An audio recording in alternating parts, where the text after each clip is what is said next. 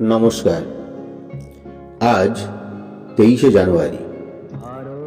আজকের এই দিনেই ভারতবর্ষের বুকে আবির্ভাব ঘটেছিল এক স্ফুলিঙ্গের, উড়িষ্যার কটক শহরের এক সম্ভ্রান্ত পরিবারে, যা পরবর্তীতে দাবানল হয়ে ঝাঁপিয়ে পড়েছিল ব্রিটিশ সাম্রাজ্যের উপর।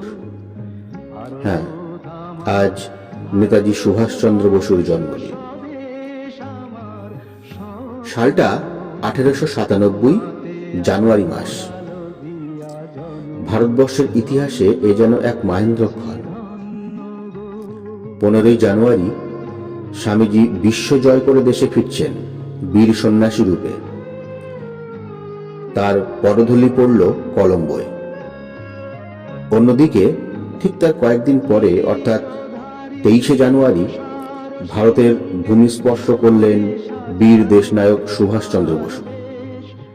যেন জ্বলন্ত আগুনের সংস্পর্শে এক স্ফুলিঙ্গের প্রকাশ।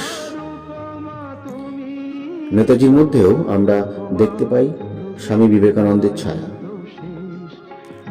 স্বামীজি শিকাগোতে যেমন ধর্মীয় গোড়ামির উপর আঘাত হেনে এক নতুন ভারতবর্ষের জাগরণ ঘটিয়েছিলেন, নেতাজিও ঠিক তেমনই বিশ্বের বিভিন্ন দেশের সহযোগিতায় ব্রিটিশ সাম্রাজ্যের উপর আঘাত হেনেছিলেন এবং চেয়েছিলেন স্বামীজির নতুন ভারতবর্ষ গড়ে উঠুক স্বাধীন ভারতের বুকে।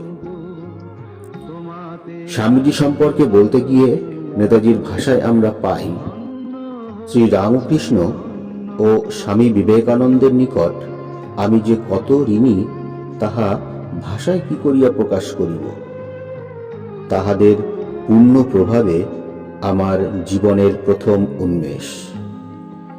নিবেদিতার মতো আমিও মনে করি যে রামকৃষ্ণ ও বিবেকানন্দ একটা অখণ্ড ব্যক্তিত্বের দুই রূপ।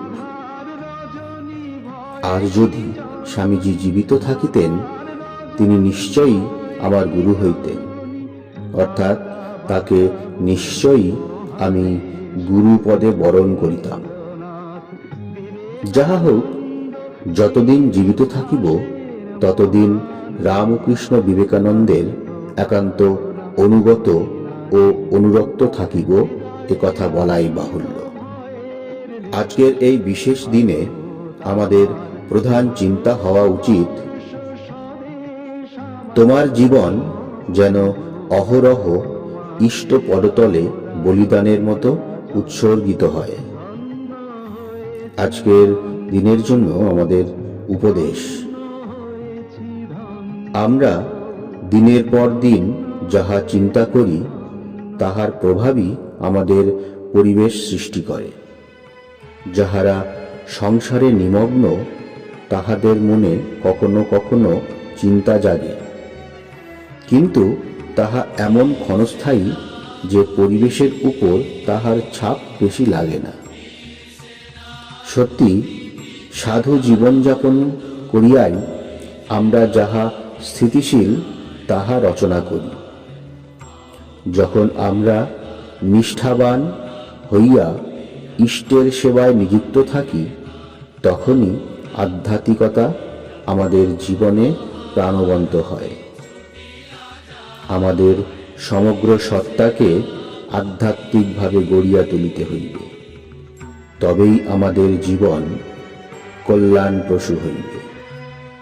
আজকের দিনে আমরা প্রার্থনা করতে পারি, হে পরম দেবতা, তুমি আমার সহায় হও।